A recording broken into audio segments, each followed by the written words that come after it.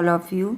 आज मैं class 7th का 12 चैप्टर कंचा समझाने जा रही हूँ, जो टी पद्मनाभम मलयालम के ये रचयिता हैं, उनके द्वारा रचित है।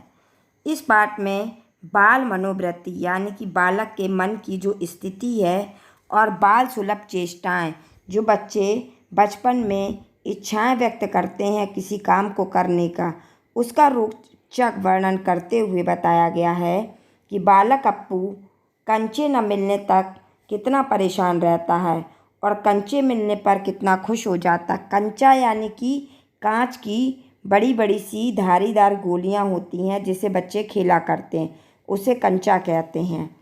स्कूल जाते हुए अप्पू को अपने हिलते डुलते बस्ते का जरा भी ध्यान नहीं था। उसको बिल्कुल भी एहसास नहीं था कि मेरे बस्ते के अंदर क्या चीज़ हिल रही है। उस बस्ते के अंदर स्लेट, शीशी और पेंसिल के टकराने की आवाज़ भी नहीं सुनाई पड़ रही थी। जो आपस में एक दूसरे से टकरा रहे थे उसकी भी आवाज़ सुनाई नहीं पड़ रही थी। उसके दिमाग में तो वही सियार की कहानी घूम रही थी जो उसने पहले सुनी हुई थी। सियार और कौवे की कहानी वो उसके दिमाग में चल रही थी कि सियार ने कौवे से गाना सुनाने का अनुरोध किया। सियार ने कौवे से कहा कि कौवा भाई एक गाना सुनाओ। तो कौवे ने गाना सुनाने के लिए जैसे ही मुँह खोला, रोटी का टुकड़ा नीचे गिर गया और सियार उसे लेकर भाग गया। अप्पू ने हंसकर कहा, बुद्धू कौवा। चलते हुए वह दुकान के सामने पहुंच चुका था। चलते चलते वह एक दुकान के सामने पहुंच गया। अलमारी के भीतर कांच के जारों पर उसकी दृष्टि चली गई। अलमारी के भीतर कांच के बड़े बड़े जार रखे थे और उसकी नज़र उन जारों पर पड़ गई।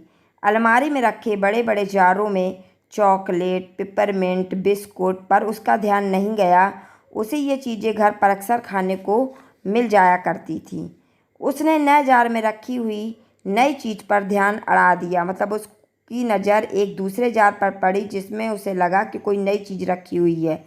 उसने यह चीज़ें इससे पहले तो यहाँ नहीं देखी थी। मतलब वो ये सोच रहा था कि ये जो नई चीज़ है इससे पहले तो यहाँ पर मैंने नहीं देखी, ये कौन सी चीज़ है।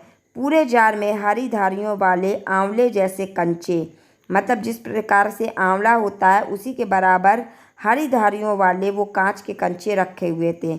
शायद इन खूबसूरत कंचों को दुकानदार ने दुकान के बाहर दिखाने के लिए रख रखा है। मतलब यानी कि इन खूबसूरत कांच के कंचों को दुकानदार ने दुकान के बाहर इसलिए रखा है कि लोग इसको देखें और ख़रीदें।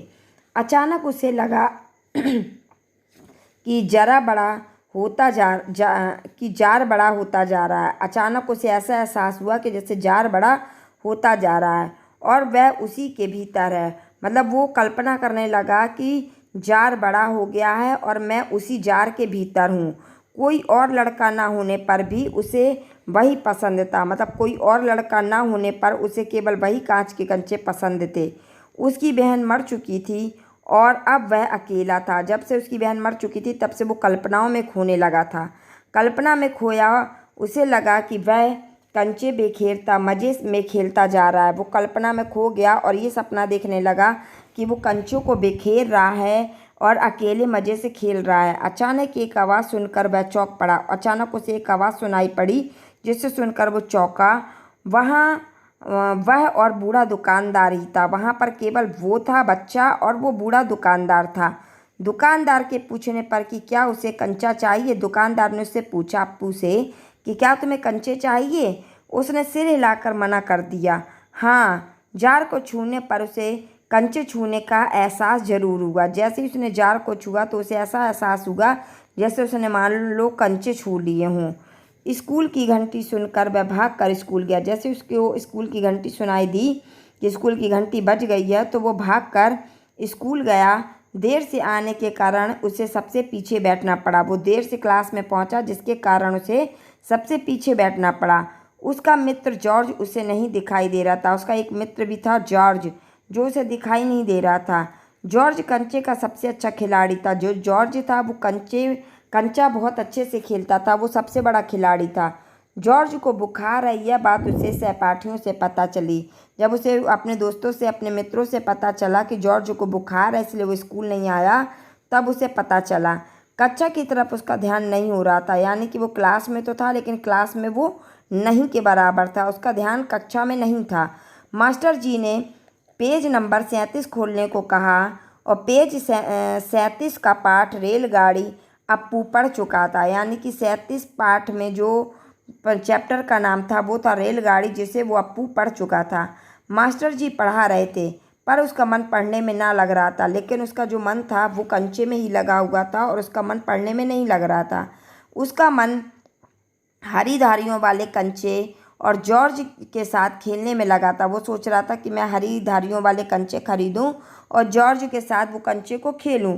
मास्टर जी ने उसका ध्यान और कहीं जानकर उससे पूछा। मास्टर जी को जब ये पता चला कि उसका ध्यान कहीं और लगा हुआ है तो उन्होंने उससे पूछा, तू उधर क्या कर रहा है? उसे खामोश देखकर मास्टर जी ने उससे कहा, डरना मत, हाँ हाँ बता। वह कांपते स्वर में बोला, कंचा। उसके मुंह से कंचा निकल गया। इतना सुनते ही मास्टर जी सकपका गए। मास्टर जी आश्चर्यचकित हो गए और कक्षा में भूचाल सा आ गया और कक्षा में सब लोग मतलब ऐसा भूकंप सा आ गया जैसे पूरी क्लास हिल गई हो। क्रोध में आकर मास्टर जी ने उसे बेंच पर खड़ा कर दिया। गुस्से से मास्टर जी ने उसे सजा दे दी कि तुम बेंच पर खड़े हो जाओ। बेंच पर खड़े खड़े वह रोता रहा। उसने मन ही मन कहा कि जॉर्ज के आने पर कंचे खरीद कर वह खेलेगा। वो सोचने लगा कि जैसे ही जॉर्ज स्कूल आएगा मैं कंचे खरीद कर उसके साथ खेलूंगा और किसी को खेल में शामिल नहीं करूंगा। मास्टर जी ने सबकी शंका का समाधान कर उस घंटे का सबक समाप्त किया। मतलब मास्टर जी ने सबकी शंका को दूर किया और उसका समाधान करते हुए 1 घंटे का सबक यानी कि 1 घंटे का दंड देते हुए उसे समाप्त कर दिया। पर अप्पू की शंका ज्यों की त्यों बनी थी। पर अप्पू को जो मन में था कंचे खरीदने की, वो जैसी की तैसी ही बनी हुई थी कि पता नहीं दुकानदार उसे कंचे देगा या नहीं। मतलब उसके मन में शंका थी कि पता नहीं दुकानदार उसे कंचे देगा या नहीं, और देगा भी तो कितने पैसे में देगा, 5 या 10 पैसे में। अचानक मास्टर जी ने पूछा, क्या सोच रहे हो? उसने जवाब दिया, पैसे। मतलब उसके मुंह से निकला, पैसे किस लिए? जवाब न मिलने पर मास्टर जी ने पूछा, रेलगाड़ी के लिए। क्या उसे सिर हिलाता देखकर मास्टर जी ने कहा, बेवकूफ़, पैसे से रेलगाड़ी नहीं खरीदी जा सकती। मास्टर जी को ऐसा लगा कि वो पैसे किस लिए मांग रहा है, क्योंकि उसे रेलगाड़ी खरीदनी है। इसलिए उन्होंने कहा कि पैसे से रेलगाड़ी नहीं खरीदी जा सकती। कक्षा में चपरासी एक नोटिस लेकर आया जिसमें छात्रों को फीस देने के लिए कार्यालय भेजने को कहा गया था। मतलब यानी कि जो वहाँ का सर्वेंट था वो एक नोटिस लेके आया और उन्होंने उससे कहा कि छात्रों को फीस देनी है, वो कार्यालय चले जाए। अप्पू को भी फीस जमा करने का ध्यान आया। अप्पू को भी लगा कि मुझे फीस जमा करनी है और मैं फीस लेकर आया हूँ। वह भी घर से पिताजी से मांगकर 1.5 रुपये लाया था। वो भी घर फीस लेकर अपने पिताजी से, अपने पापा से 1.5 रुपये मांग कर लाया था। वह भी फीस जमा करने के लिए बेंच से उतरने लगा।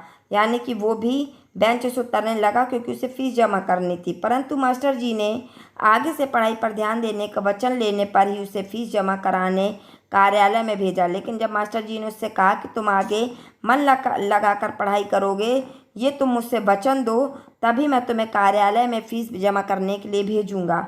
अप्पू वहाँ अन्य छात्रों की भीड़ में शामिल हो गया। अप्पू वहाँ पर चला गया और छात्रों की भीड़ में सम्मिलित हो गया। उसके दिमाग में तो बस हरी धारियों वाले कंचे ही घूम रहे थे। उसे बस वही वही दिखाई दे रहा था कि हरी धारियों वाले कितने सुंदर कंचे हैं।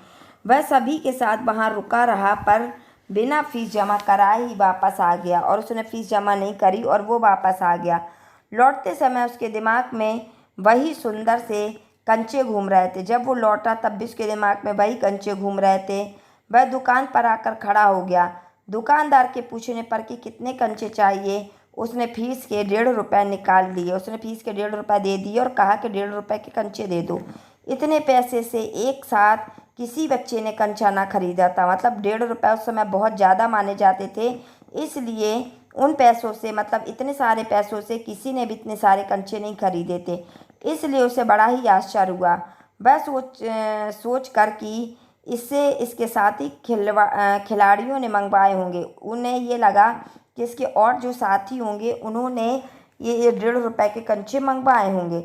उसने 1.5 रुपये के कंचे दे दिए। कंचे की पोटली लेकर वह उन्हें छाती से लगाए चल पड़ा और कंचे की पोटली जैसे उसने उठाई और अपनी छाती से लगाकर वो चलने लगा।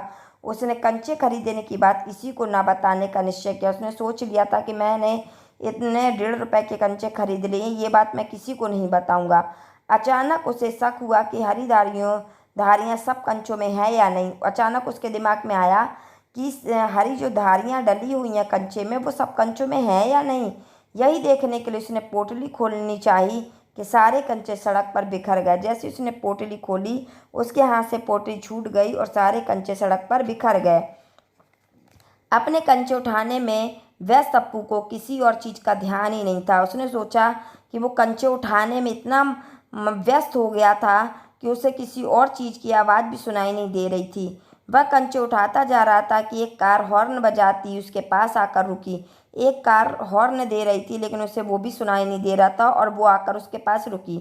ड्राइवर को भी गुस्सा आ रहा था। अचानक अप्पू का ध्यान कार की ओर गया। उसने ड्राइवर को कंचा दिखा दिया और हंस दिया, तो ड्राइवर का भी गुस्सा शांत हो गया। सारे कंचे समेटकर वह बस्ता उठाए घर पहुंचा, जहां चिंतित माँ उसकी राह देख रही थी। उसकी माँ को चिंता लगी थी कि मेरा बच्चा अभी तक घर नहीं आया है, और वो रास्ता देख रही थी। उसने माँ को कंचे दिखाए। माँ को इतने सारे कंचे देखकर आश्चर्य हुआ, पर वह हंस पड़ी और माँ के हंसने से अप्पू भी खुश हो गया। इस पाठ का सार यहीं ख़त्म होता है। आई होप कि आपको ये वीडियो समझ में आई होगी।